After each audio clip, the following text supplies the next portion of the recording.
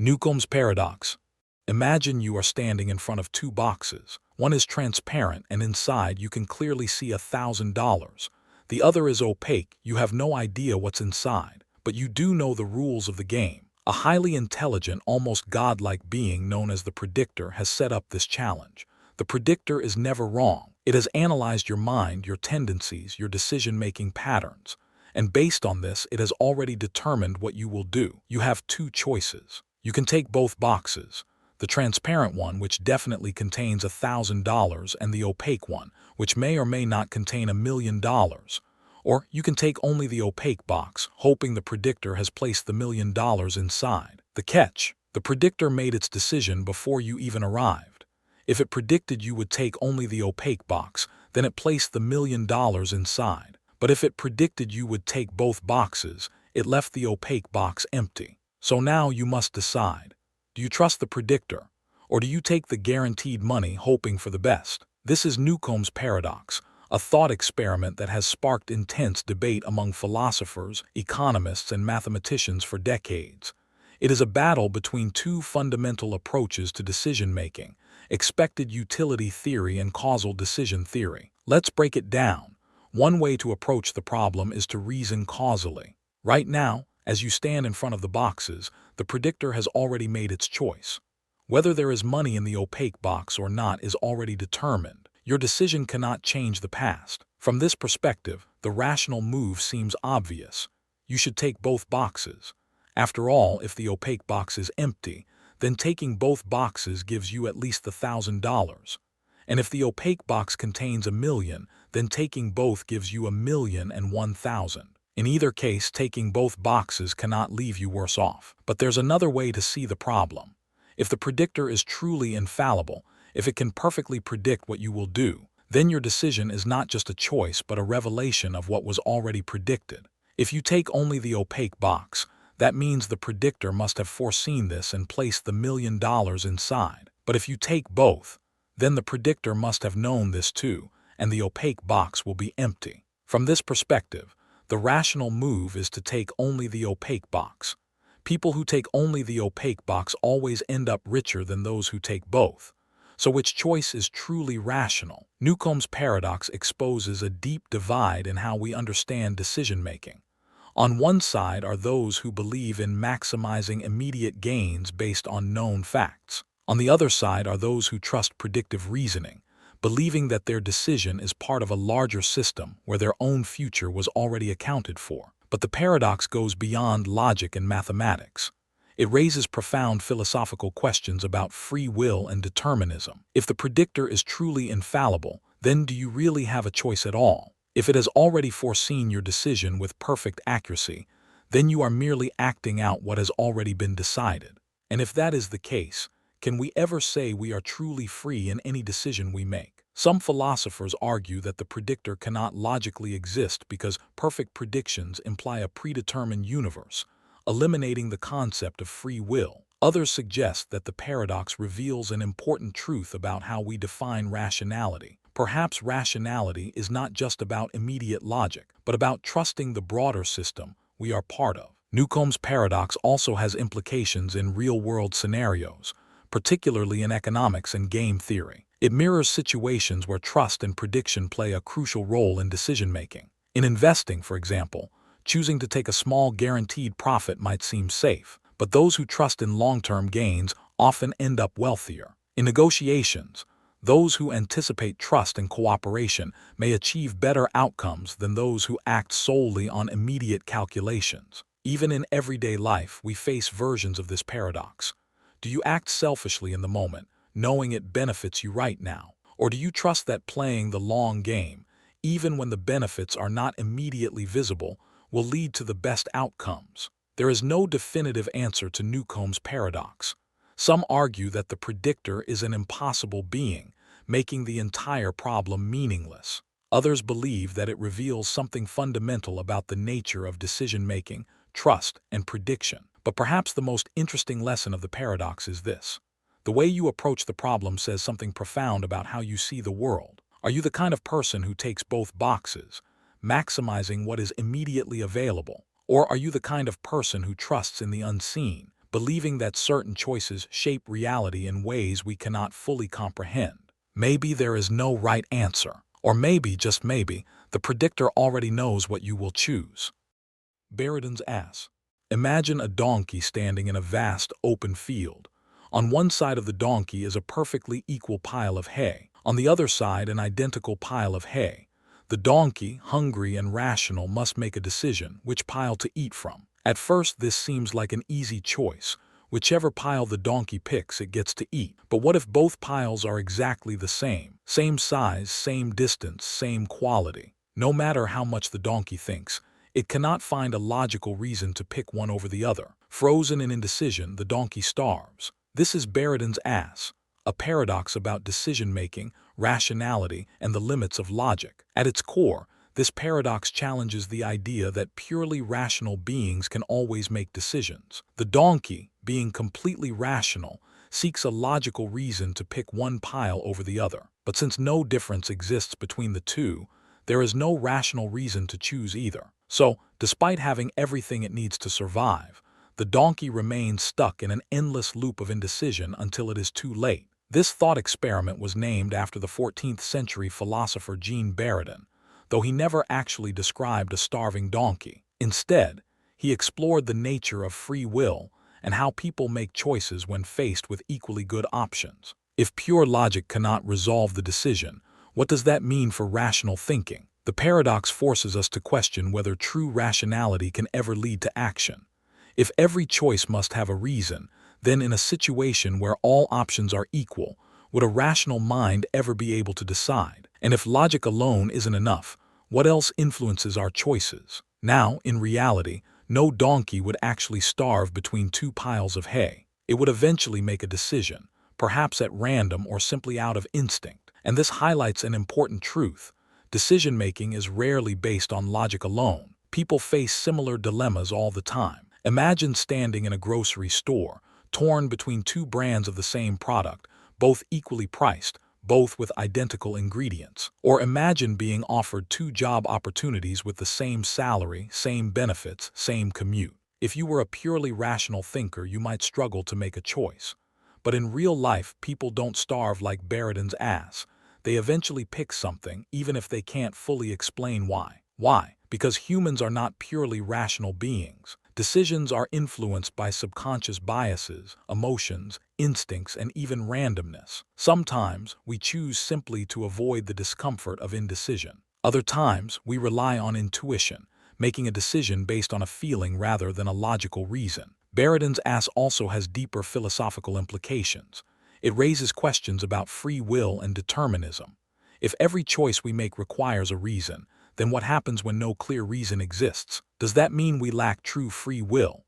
Or does it mean that choice is sometimes arbitrary, driven by forces beyond logic? The paradox also appears in political and ethical debates. Imagine a voter who cannot decide between two candidates with nearly identical policies, or a leader who cannot choose between two equally valid courses of action. If they wait too long, they risk missing an opportunity, just like the starving donkey. In these cases, indecision itself can become the worst possible choice. Even in economics and business, Buridan's ass appears when companies hesitate between two equally promising strategies. If they wait too long trying to find the perfect choice, they may lose momentum, allowing competitors to move ahead. So how do we escape this paradox? If logic alone cannot always guide our decisions, what should we do? One answer is to recognize that any choice is better than no choice. Even if two options seem identical, picking one still moves us forward. Psychologists call this satisficing, choosing something that is good enough rather than endlessly searching for the perfect decision. Another solution is randomness. If no logical reason exists to choose one option over another, flipping a coin or making a spontaneous decision can break the deadlock. Some argue that even in our daily lives, when we overthink simple choices, we could benefit from letting go and deciding quickly. Perhaps the real lesson of Buridan's ass is that logic, while powerful, is not always enough. Sometimes, making a choice is more important than making the perfect choice. The paradox reminds us that overthinking can be dangerous, and that in a world of infinite possibilities, waiting for the perfect decision can leave us stuck forever. So the next time you find yourself trapped in indecision, staring at two identical options, remember Baradin's ass. And instead of waiting for the perfect answer, just choose. Because even an imperfect choice is better than no choice at all. Card paradox. Imagine holding a card in your hand. On one side there is a statement. You flip it over and there's another statement. Simple enough. But as you read both sides carefully, something strange happens. The two statements contradict each other, trapping you in an endless loop of logic that refuses to resolve. This is the card paradox, an elegant yet mind-bending example of how language and logic can create contradictions that seem impossible to escape. To understand the paradox, imagine a card with these two statements written on opposite sides. The first side says, the statement on the other side of this card is true. That seems straightforward enough. But then you flip it over and the second side says, the statement on the other side of this card is false. Now the trap is set. If the first statement is true, then the second statement must be true as well, because that's what the first statement claims. But if the second statement is true, it declares that the first statement is false. And if the first statement is false, then the second statement must be false too. But if the second statement is false, then the first statement must be true again. This endless cycle reveals something deeper. The statements rely on each other for their truth, yet they completely contradict each other at the same time. No matter how long you think about it, there's no way to resolve the contradiction. It's an infinite loop, a self-referential paradox where truth and falsehood keep canceling each other out. At its core, the card paradox is a version of the famous liar's paradox, where a statement like this statement is false creates a logical contradiction. If it's true, then it must be false. If it's false, then it must be true. The card paradox takes this concept and stretches it across two statements, each depending on the other to define its truth, yet failing to ever reach a resolution. This paradox isn't just a clever trick. It reveals something profound about the nature of language, logic, and self-reference. It exposes the limits of how we define truth and challenges the way we assume language follows a simple, logical structure. In everyday life, we expect statements to have clear meanings, to be either true or false. But paradoxes like this remind us that reality isn't always so neatly organized. Sometimes, language and logic can fold in on themselves, creating gaps in understanding that no simple answer can resolve. The card paradox also has connections to deeper philosophical and mathematical ideas. In logic and set theory, self-referential paradoxes like this play a role in understanding the foundations of mathematics and language. They challenge the assumption that every statement must fit neatly into the category of true or false. The famous logician Kurt Gödel used similar ideas to show that in any complex system, there will always be statements that cannot be proven true or false within that system. Beyond mathematics, the paradox also reflects real-world situations where contradictions exist in our beliefs, our choices, and even our emotions. How often do people hold conflicting ideas at the same time, struggling to reconcile them? How many times do we face decisions where no option feels entirely right or wrong? Just like the statements on the card, sometimes our thoughts and choices seem to loop endlessly, never fully resolving. The lesson of the card paradox isn't about finding an answer. It's about recognizing the limits of certainty. It reminds us that some questions don't have a simple resolution, that not every contradiction needs to be solved. Sometimes, the value of a paradox isn't in escaping it, but in understanding why it exists in the first place. Protagoras paradox. Imagine a brilliant philosopher and a determined student locked in a legal battle that seems impossible to resolve. The case is simple, yet no matter how you analyze it, the outcome loops back on itself, creating an unbreakable paradox. This is the Protagoras paradox, a legal and logical dilemma that has puzzled thinkers for centuries. The story begins with Protagoras, a famous Greek philosopher and sophist, known for his mastery of argument and rhetoric. A young man approaches him, eager to learn the art of persuasion. However, the student has no money to pay for lessons. Protagoras, confident in his teaching abilities, proposes a deal. He will teach the student everything he knows about law and argumentation, free of charge. But there is one condition. The student must pay Protagoras only if he wins his first court case. If he loses, he owes nothing. The student eagerly agrees, and Protagoras begins teaching him the intricacies of logic and persuasion. Eventually, the lessons come to an end, and the student, now well trained, goes off into the world.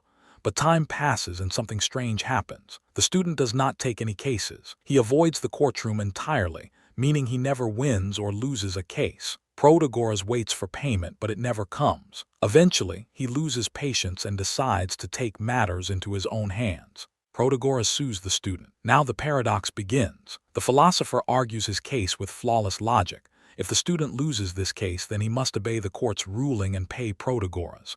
But if the student wins, then according to the original agreement, he will have won his first case, meaning he must pay Protagoras anyway. Either way, the student must pay. But the student, now an expert in argumentation, has his own flawless reasoning. If he wins, the court rules that he owes nothing. But if he loses, then by the terms of the original agreement, he has lost his first case and does not need to pay Protagoras. Either way, he does not have to pay. Both arguments appear logically sound, yet they lead to completely opposite conclusions. If Protagoras is right, the student must pay no matter what. If the student is right, he never has to pay. This is the heart of the Protagoras paradox, an argument so perfectly structured on both sides that logic itself seems to break. But what does this paradox really reveal? On one level, it is a problem of self-referential reasoning. Each argument depends on the outcome of the trial, yet the trial itself cannot be decided without resolving the paradox. The logic creates an endless loop, making it impossible to determine a clear answer. On a deeper level, this paradox challenges the very nature of contracts and justice. Legal systems are built on the idea that agreements can be enforced, that rules can be applied fairly, and that every case has a definite resolution. But here, the system collapses under its own logic. It also highlights the power of rhetoric and argumentation. Both Protagoras and his student use logic to construct seemingly airtight cases. Yet logic alone does not provide a clear resolution. This suggests that in law, as in life, outcomes are not always determined by pure reason. Sometimes context, persuasion, and even power dynamics play a greater role than logic itself. The Protagoras paradox also connects to the broader question of knowledge and certainty. If two perfectly logical arguments can exist in direct opposition to each other, does that mean logic itself has limits? And if so, how do we determine truth in a world where opposing viewpoints can both appear valid? Some interpretations of the paradox suggest that the flaw lies in the original agreement. Perhaps the conditions were vague or self-contradictory from the start. Others argue that the court could simply rule based on practical reasoning, ignoring the paradox entirely. In reality, legal systems often make decisions based on fairness rather than strict logic. In some versions of the story, the judge, unable to resolve the paradox, dismisses the case entirely. In others, Protagoras and the student are left locked in endless debate, with no resolution ever reached. But maybe that is the real point of the paradox. It is not meant to be solved. It is meant to challenge our understanding of contracts, fairness, and logic itself. So the next time you find yourself in a debate where both sides seem equally right, or trapped in a decision where no clear answer exists, remember the Protagoras paradox. Some problems do not have a simple resolution. Some arguments lead only to more questions. And perhaps, like the philosopher and his student, the true lesson is not in winning the argument, but in understanding the paradox itself. Stockdale paradox. Imagine you are a prisoner of war. The walls around you are cold and unyielding, the days stretching into weeks, into months, into years. You have no idea when or if you will ever be free again. The uncertainty is suffocating. Every day is a battle not just for survival but for hope.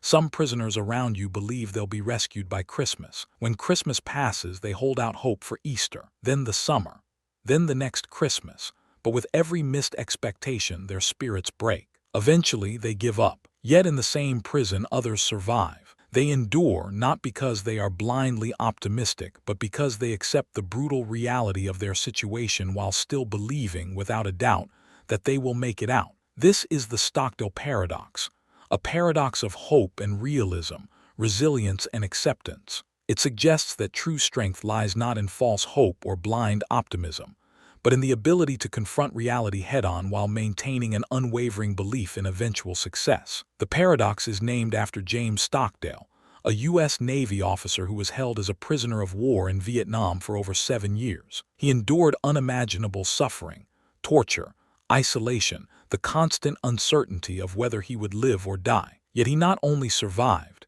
he emerged stronger. He later reflected on what separated those who made it from those who didn't. The ones who clung to false hope, he said, were often the first to break. But those who accepted their grim reality while still believing in their eventual triumph found a way to endure. To understand the paradox fully, let's break it down. On one side, there is brutal honesty. Stockdale knew his situation was dire. He did not sugarcoat his reality or pretend things were better than they were. He accepted that he had no idea how long he would be imprisoned, that there would be suffering, that many of his fellow prisoners might not survive. This level of honesty is difficult. It requires the ability to look directly at hardship without denial or wishful thinking. On the other side, there is unwavering faith. Stockdale never allowed himself to believe he was doomed. He never lost sight of the idea that he would one day walk free. He held on to a deep sense of meaning, a belief that his suffering had purpose, that he could endure anything as long as he never let go of that conviction. This is where the paradox emerges. At first glance, these two ideas seem contradictory. How can someone accept the worst possible reality while still believing they will make it through? How can someone acknowledge the darkness without being consumed by it? Yet, this balance is what allows people to survive the most extreme hardships. Too much optimism and you risk disappointment after disappointment, leading to eventual despair. Too much realism without hope and you risk giving up entirely. The Stockdale paradox is not just about surviving war. It applies to life in ways we may not even realize. Think about the struggles you face: a career setback, a financial crisis, a personal loss. When hardship comes, it is easy to fall into one of two traps, either believing that things will get better soon, only to be crushed when they don't, or believing that things will never get better at all, leading to hopelessness. The Stockdale paradox teaches us that the real key to resilience is in holding both truths at once. Things might be incredibly hard right now, but you will make it through. The paradox also offers insight into success and achievement. Many people set ambitious goals for themselves, whether in their careers, personal lives, or creative pursuits. Those who succeed are often the ones who embrace the reality of the obstacles they face while still believing they will eventually reach their goal. They don't expect overnight success, nor do they let setbacks define them. Instead, they keep pushing forward, knowing that the path may be long and difficult, but trusting that perseverance will lead them to where they want to be. This idea is echoed in some of the greatest historical figures. Think of leaders who have faced insurmountable odds, of visionaries who have pursued their dreams despite years of failure. The ones who endure are those who do not lie to themselves about the struggle ahead, but who also refuse to give up. The Stockdale paradox reminds us that suffering is not always a sign of failure. That hardship does not mean defeat. That resilience is not about pretending things are easy, but about facing reality with courage while never letting go of the belief that better days are ahead. So what does this paradox teach us in the end? Maybe that hope is not about blind faith, but about stubborn resilience. Maybe that strength is not about ignoring hardship, but about facing it without surrendering to it. And maybe, just maybe, the greatest survival skill of all is not just believing that things will improve, but accepting that they won't, at least not for a while, and pushing forward anyway. Information paradox. Imagine standing at the edge of a black hole, staring into the infinite abyss. The gravitational pull is so immense that not even light can escape. Anything that crosses the event horizon is swallowed, lost to the universe forever. Or is it? This is where the paradox begins. The information paradox is one of the greatest mysteries in modern physics. It challenges our understanding of reality, of space, time, and even the fundamental laws of the universe. At its core, it poses a simple yet unsettling question. What happens to information when it falls into a black hole? In everyday life, information is never truly destroyed. When you burn a book, the pages turn to ash, the ink evaporates, and the heat dissipates into the air. But in principle, if you had enough knowledge of physics, you could reconstruct every word that was once written. The information isn't lost, it's just transformed. This principle, known as information conservation, is a cornerstone of physics. But black holes seem to break this rule. According to Einstein's theory of general relativity, anything that crosses the event horizon is lost forever. Over time, black holes slowly evaporate due to a strange quantum process known as Hawking radiation. This means that given enough time, a black hole will disappear completely. But here's the problem. Hawking radiation carries no information about what fell in. This creates a contradiction. If information is truly lost, it violates the fundamental laws of quantum mechanics. But if information somehow escapes, it challenges our understanding of how black holes work. Either way, something about our theories is incomplete. To understand the depth of this paradox, let's break it down further. Imagine an astronaut falling into a black hole.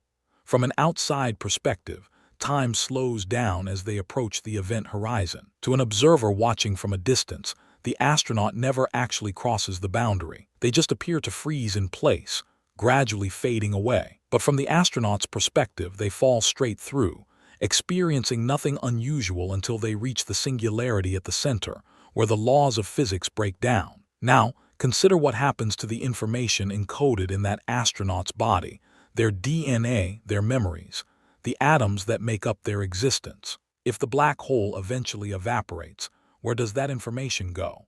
If it is truly erased from the universe, then the very foundation of physics is shaken. But if the information somehow escapes, how does it do so without contradicting relativity? Over the years, physicists have proposed different solutions.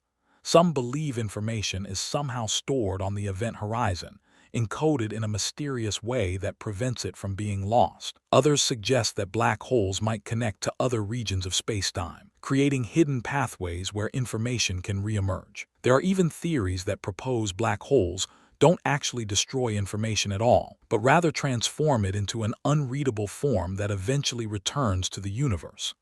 The paradox has profound implications beyond black holes. It forces us to question whether reality itself is fundamentally deterministic. If information can be lost, it suggests that the universe might not be predictable, that events could occur without a trace, that the past could vanish without a record. This challenges one of the deepest assumptions in science, that the universe follows rules we can uncover. But the information paradox isn't just a problem for physicists. It's a window into the limits of human understanding. It reminds us that there are still mysteries beyond our grasp, places where our best theories collide and break apart. It forces us to confront the possibility that we may never fully understand the nature of reality. Perhaps the real lesson of the paradox is not in solving it, but in recognizing that knowledge itself is always incomplete. Every answer leads to new questions, and every mystery we unravel reveals deeper layers of complexity. Just as the event horizon hides the secrets of a black hole, the universe hides its own truths, waiting for us to keep searching, to keep questioning, to keep wondering what lies beyond the edge of our understanding. Lottery paradox. Imagine you are standing in a crowded room holding a single lottery ticket. Around you, thousands of others clutch their own tickets, each one marked with a unique number. The air is thick with anticipation, but deep down you know the truth. Your ticket will not win. You glance around at the others. They all seem to know the same thing. The odds are impossibly low. 1,000,000 tickets, but only one winner.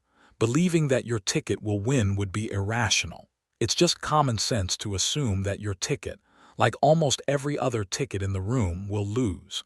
But then a thought crosses your mind. If you can rationally believe that your ticket will lose, can't every other person in the room believe the same about their own tickets? If that's true, then we can rationally believe that every ticket will lose. And yet, we know that one of these tickets must win. This is the lottery paradox, a contradiction hiding in plain sight within the way we reason about probability and belief. It challenges how we define rationality, certainty, and knowledge, forcing us to question whether our beliefs, even the most reasonable ones, are truly consistent. Let's take a step back and carefully untangle this paradox. The lottery paradox was introduced by philosopher Henry Keiberg in 1961. It's based on a simple and seemingly reasonable idea. It is rational to believe that any given lottery ticket will lose. But if you believe this for every ticket, then you must believe that no ticket will win. And this contradicts the fact that one ticket must win.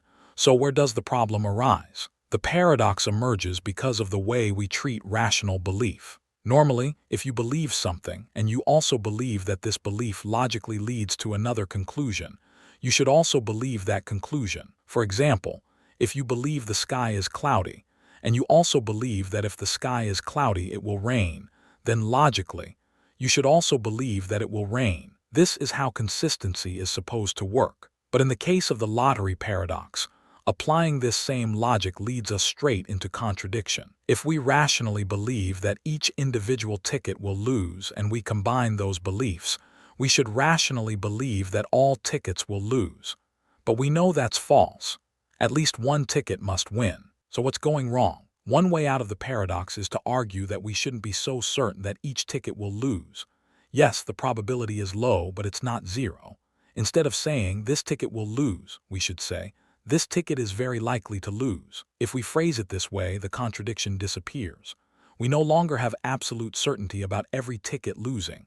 We just have very strong but imperfect confidence in each one. But this response raises an unsettling question. If we cannot be certain about something with a 99.9999% chance of being true, can we ever be certain about anything? If all knowledge is based on probability, then even the most basic facts, like the sun rising tomorrow or water being wet, become uncertain guesses rather than absolute truths.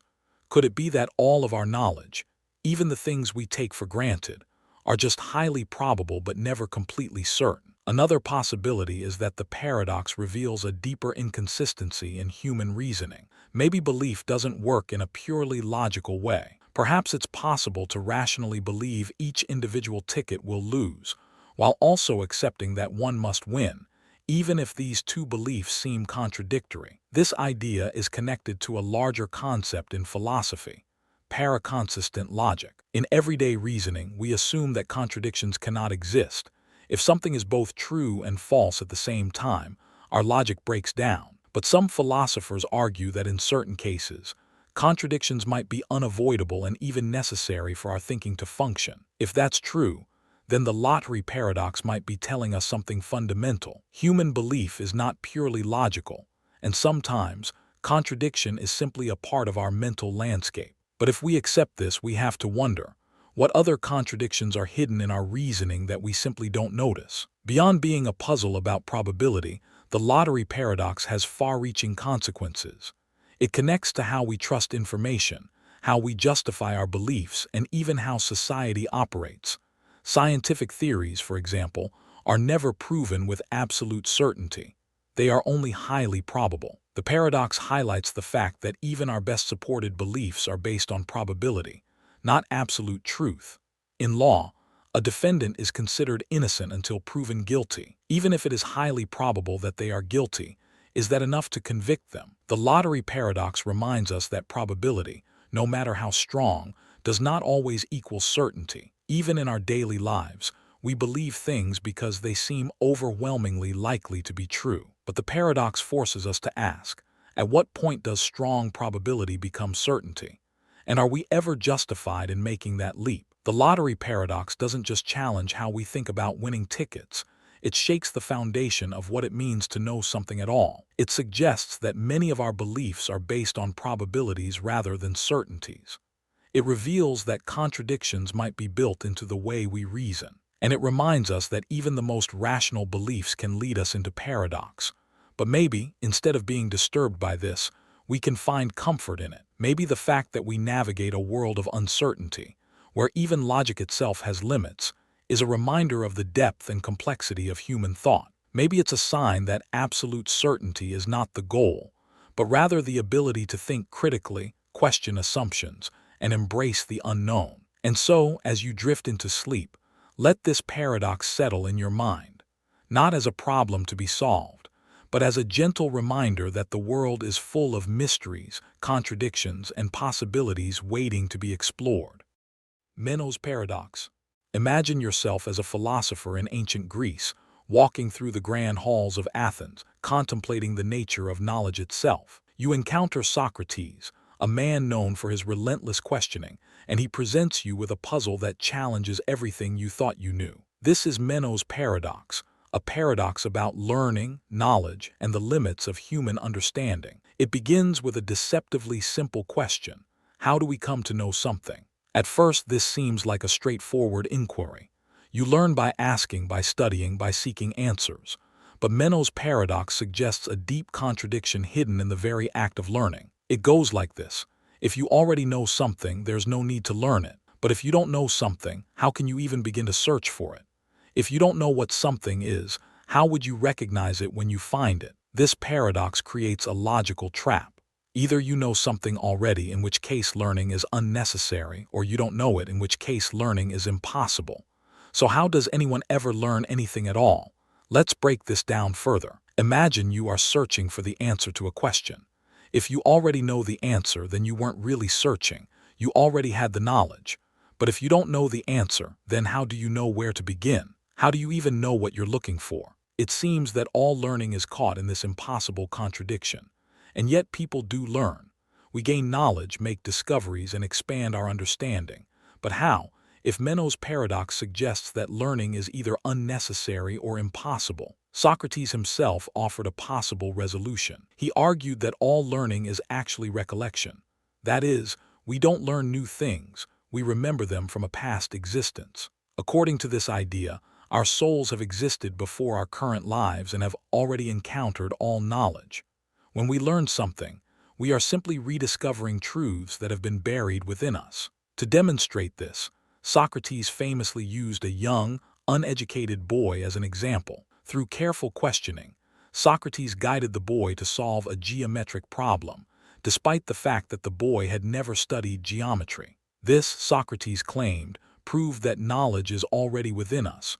We just need to be asked the right questions to bring it to the surface.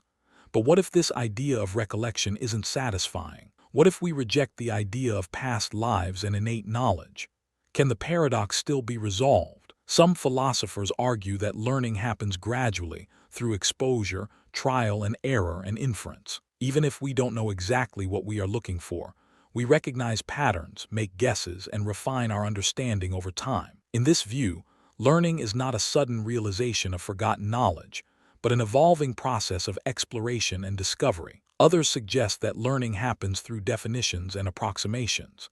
Even if we don't fully understand something at first, we can grasp partial concepts, refine them, and slowly build towards greater knowledge. For example, a child might not fully understand what justice is, but they can recognize fairness and unfairness in different situations. Over time, their understanding deepens, piece by piece. The paradox also raises deep questions about the nature of knowledge itself.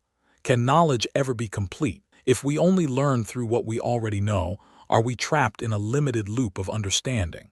And if true knowledge is simply recognizing something we didn't even know we were searching for, does that mean wisdom is more about the questions we ask than the answers we find? Menno's paradox is more than just a puzzle about learning. It is a challenge to our entire way of thinking about knowledge. It forces us to confront the limitations of what we know, the difficulties of searching for truth, and the mysterious nature of discovery itself. Perhaps the lesson of Menno's paradox is not in resolving it, but in embracing its uncertainty. Learning is not a straightforward path. It is a journey through the unknown, filled with contradictions, questions, and moments of revelation. And maybe, just maybe, true wisdom lies in realizing that the search for knowledge is endless, and that the greatest discoveries often begin with the simple act of asking a question. Pinocchio paradox. Imagine a wooden puppet carved from a single piece of enchanted wood brought to life by magic. His name is Pinocchio. He walks, talks, and dreams of becoming a real boy. But there's one thing that sets him apart. Whenever he tells a lie, his nose grows longer. This simple rule defines his existence. Truth keeps his nose unchanged, while lies make it grow. But now imagine this scene. Pinocchio takes a deep breath and says, "My nose will grow now." At this moment, something strange happens. A logical contradiction emerges. If his nose grows, then what he said must have been true. But if his statement was true, that means he wasn't lying. And if he wasn't lying, then his nose shouldn't have grown at all. But if his nose doesn't grow, then his statement must have been false. And if his statement was false, that means he was lying and his nose should grow. This paradox, known as the Pinocchio paradox, is a self-referential loop that has no clear resolution. It is similar to the famous liar's paradox, in which someone declares this statement is false. If the statement is true, then it must be false. But if it's false, then it must be true. Pinocchio's version, however, adds a physical consequence, his nose reacting to his words, which makes the paradox even more intriguing. To understand why this is such a problem, let's consider both possible outcomes. First, assume Pinocchio's nose grows. That means his statement was true. But his statement predicts that his nose will grow only if he is lying. Since he wasn't lying, his nose should not have grown in the first place. This is a contradiction. Now assume the opposite, that his nose does not grow. That means his statement was false. But he said his nose would grow, so by not growing, it confirms that he was lying. And if he was lying, then his nose should have grown. This, again, leads to contradiction. No matter how you approach it, the statement creates a loop that can't logically resolve itself. Pinocchio is trapped in an impossible situation where the rules governing his existence break down completely. But the paradox goes beyond just a fairy tale puzzle. It highlights fundamental problems in logic, self-reference, and truth itself. Language, at its core, is built on the assumption that statements can be either true or false. But the Pinocchio paradox, like other self-referential paradoxes, defies this binary rule. It exists in an undefined state, challenging the very foundations of logic. This idea has real-world implications. In philosophy, self-referential paradoxes expose the limitations of how we define truth and consistency. In mathematics, similar contradictions arise in set theory, leading to major revisions in foundational logic. Even in artificial intelligence,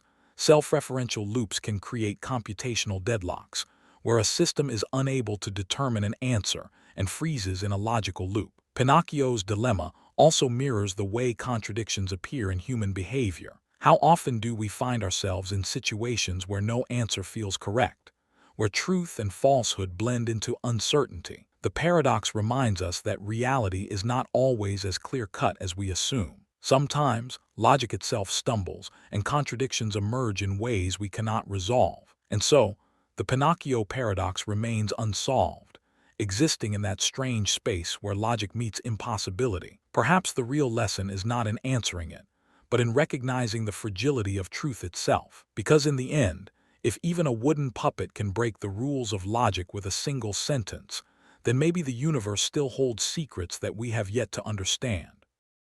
Abilene Paradox. It's a hot summer afternoon in Texas. 4 family members sit in the shade, sipping iced tea, enjoying the quiet stillness of the day. Then someone speaks up. How about we drive to Abilene for dinner? It's a long drive, 50 miles through the dry heat, but no one wants to be the first to object. One by one they agree, nodding along. Sure, let's do it. Sounds good to me. I don't mind.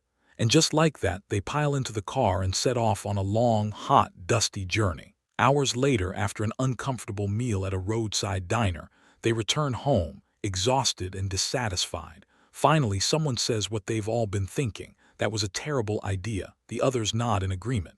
I didn't want to go, but I thought everyone else did. I only agreed because I didn't want to spoil it for you all. I thought you wanted to go.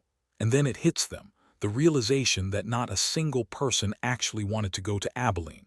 Yet somehow, all of them ended up there. This is the Abilene paradox, a strange and frustrating phenomenon where groups collectively make decisions that no individual truly supports.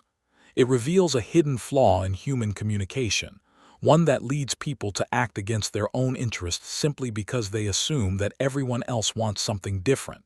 But how does this happen? Let's break it down. At its core, the Abilene paradox is about mismanaged agreement. Each person in the group mistakenly believes that the others want something, even though none of them actually do. Instead of speaking up, they stay silent, or worse, they actively agree, because they fear rocking the boat. This is different from peer pressure, where people conform to avoid disapproval. The Abilene paradox isn't about pressure from others. It's about an illusion of agreement, a shared misunderstanding where everyone thinks they're the only one with doubts. And because no one speaks up, the illusion persists. The paradox was first described by management expert Jerry B. Harvey in 1974, and since then it has been observed everywhere, from families to businesses, from governments to entire societies. Consider a corporate setting. A manager proposes a project, assuming the team supports it. The employees, not wanting to contradict their boss or colleagues, nod in agreement, even though they see flaws in the plan. The project moves forward, wasting time, money, and effort, when in reality, no one truly wanted to pursue it in the first place.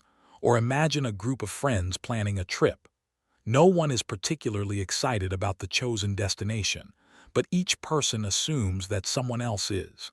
Instead of voicing their preference, they go along with the plan, only to realize later that no one was actually looking forward to it. In politics, policies sometimes gain traction not because they are truly popular, but because no one openly challenges them, assuming others support them. This can lead to ineffective or even harmful decisions that persist simply because everyone assumes they are necessary. So, how do we escape the trap of the Abilene paradox? The first step is awareness. Recognizing the paradox allows us to question decisions that seem unanimous but feel hollow. If a group reaches agreement too quickly without genuine enthusiasm, it's worth asking, does everyone truly support this, or are we just avoiding conflict? The second step is open communication.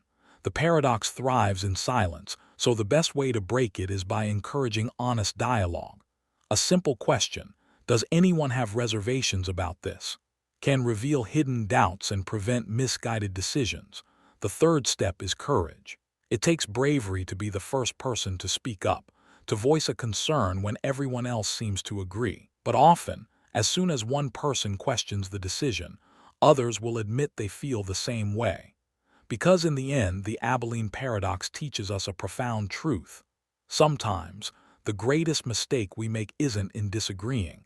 It's in assuming that we already agree. And perhaps the greatest journeys we take aren't to places like Abilene, but back to the heart of honest conversation, where we find the courage to say, I don't actually want to go. Grandfather paradox. Imagine you have a time machine. The hum of the controls fills the air as you step inside, setting the destination for decades into the past. The goal is clear, yet impossible to find and eliminate your grandfather before he has children. You press the button and in an instant you are no longer in your own time. The streets look different, the people dress strangely, but your mission remains the same. If you succeed, something unthinkable happens. Your grandfather never has children. That means one of his children, your parent, was never born. And if your parent was never born, then you were never born. And if you were never born, how did you travel back in time in the first place? This is the grandfather paradox, one of the most famous thought experiments in time travel, a contradiction that challenges the very nature of cause and effect. To understand the paradox fully, let's break it down. The moment you step into the past, your actions create a loop of contradictions. If you succeed in preventing your own birth, then you can never exist to go back in time. But if you never went back in time, then your grandfather was never harmed, meaning he still has children leading to your birth. And if you were born, then you can go back in time again to change history, restarting the paradox all over again. This paradox reveals something unsettling about time travel and causality. Normally, cause comes before effect. If you drop a glass, it shatters. If you light a match, it burns. But in this paradox, cause and effect seem to break down. The future influences the past in a way that makes logical consistency impossible. You both exist and do not exist, trapped in an endless contradiction where both outcomes must be true, yet neither can be. This paradox has fascinated scientists, philosophers, and science fiction writers for decades. Some theories suggest that time travel to the past must be impossible because paradoxes like this would destroy logical consistency. If altering the past creates contradictions, then perhaps the laws of the universe prevent it from happening in the first place. But there are other ways to think about the paradox. Some theories suggest that even if you could travel back in time, something would always prevent you from creating a contradiction. Maybe your gun jams. Maybe you change your mind. Maybe, no matter how hard you try, history finds a way to keep itself intact. This idea, known as the Novikov self-consistency principle, suggests that time travel is possible but paradoxes are not, because events will always align in a way that avoids contradictions. Another possibility is the idea of multiple timelines or parallel universes. In this version, the moment you change the past, you don't alter your own timeline, you simply create a new one. This reality, You were never born, but your original timeline still exists separately, untouched by your actions. This idea allows for time travel without paradoxes, but it also raises questions about what it truly means to change the past. If your original timeline remains unchanged, did you really alter anything at all? Beyond physics and philosophy, the grandfather paradox holds a deeper lesson about reality itself.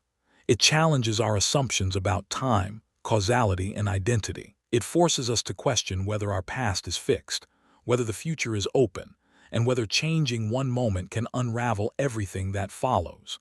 The paradox also reflects real-world dilemmas about the consequences of our actions. In life, we often wonder what would happen if we had chosen differently, if we could go back and undo mistakes. But just like the paradox, changing one thing might create ripple effects we can't predict. The past, whether in time travel or in life, is woven into a complex web of cause and effect, and unraveling one thread might reshape everything. So what does the grandfather paradox really tell us? Maybe that time itself is more mysterious than we think. Maybe that some questions have no answers. Or maybe, just maybe, that the past is not meant to be changed at all. Socratic paradox. Imagine you are standing in the bustling streets of ancient Athens. The sun casts long shadows over marble columns as philosophers debate in the open air. In the center of it all stands Socrates, the man who has become a legend not because he claims to know everything, but because he claims to know nothing at all. This is the Socratic paradox, one of the most profound and unsettling ideas in philosophy. It can be summarized in a single phrase: I know that I know nothing. But how can this make sense? If Socrates knows that he knows nothing, isn't that in itself a kind of knowledge? And if he truly knows nothing, then how can he even know that? It seems simple on the surface, yet when you try to untangle it, the paradox only deepens. To understand this, let's go back to where it all began. According to the story, a friend of Socrates once visited the Oracle of Delphi, a sacred temple where people sought divine wisdom. When asked if anyone was wiser than Socrates, the oracle responded, "No one is wiser." When Socrates heard this, he was puzzled. He did not consider himself wise. In fact, he was certain that he lacked true knowledge. But if the oracle could not lie, what could this possibly mean? Determined to uncover the truth, Socrates went on a mission. He spoke with poets, politicians, and craftsmen, people considered wise in their respective fields. He questioned them, examined their beliefs, and tested their logic. And what he found was surprising. These so-called wise men believed they had knowledge, but their reasoning often collapsed under scrutiny. They spoke with certainty, yet their ideas contained contradictions, flaws, and gaps. Socrates realized something profound. The people he questioned did not know what they thought they knew. And yet, they carried themselves with complete confidence. They believed in their own wisdom, but their certainty was an illusion. In contrast, Socrates recognized his own ignorance. He did not claim to possess ultimate truth, and this, in a strange way, made him wiser than those who falsely believed they had knowledge. This is the essence of the Socratic paradox. It is not about rejecting knowledge entirely, but about understanding the limits of our own understanding. The more we learn, the more we realize how much remains unknown. The moment we believe we have all the answers, we stop questioning. And when we stop questioning, we stop learning. But the paradox goes deeper still. If we apply this idea beyond philosophy, we find it everywhere. In science, the greatest breakthroughs often come from questioning what we think we know. Throughout history, many theories once accepted as absolute truth were later proven wrong. People once believed the Earth was the center of the universe, that disease was caused by bad air, that heavier objects fall faster than lighter ones. Over time, each of these ideas crumbled under scrutiny, replaced by better, more accurate understandings of reality. And yet, even today, we often fall into the same trap. We place confidence in our beliefs, rarely questioning whether they might be flawed. We assume we understand the world around us, yet much of what we accept as fact may one day be overturned. The Socratic paradox reminds us to remain humble, to question our assumptions, and to accept that there is always more to learn. It also challenges the way we engage with others. In debates and discussions, we often cling to our views, convinced of our own correctness. But what if we approached conversations differently? What if, instead of trying to prove we are right, we embrace the idea that we might be wrong? What if we saw every disagreement as an opportunity to refine our understanding rather than defend our ego? Socrates himself paid the ultimate price for his relentless questioning. His methods of exposing ignorance made powerful enemies. Accused of corrupting the youth and disrespecting the gods, he was sentenced to death. Offered the chance to escape, he refused, choosing to die rather than betray his principles. His final words reflected his paradoxical wisdom. He did not fear death because he did not claim to know what came after life. And so, the paradox lives on. It is a reminder that true wisdom is not found in certainty, but in the willingness to question. It is an invitation to embrace curiosity, to remain open-minded, and to recognize that no matter how much we learn, there will always be more beyond our grasp. Perhaps the greatest lesson of all is this: the moment you believe you fully understand the world is the moment you have stopped understanding it at all.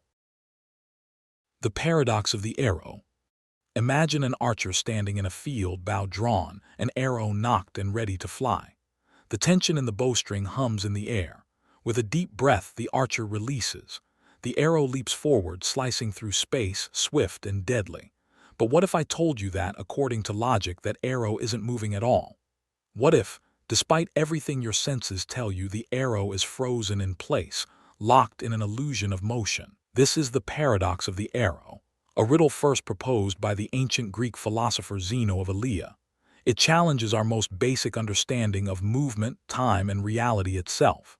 And as simple as it may seem, it has puzzled great thinkers for centuries, forcing us to question whether motion, as we experience it, even exists. Let's take a step back and carefully unravel this paradox. Zeno's argument is deceptively simple. Imagine the arrow in flight. At any single instant of time, the arrow occupies a specific position in space.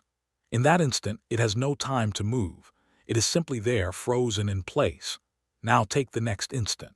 Again, the arrow is at a precise location, and again, within that instant, it does not move.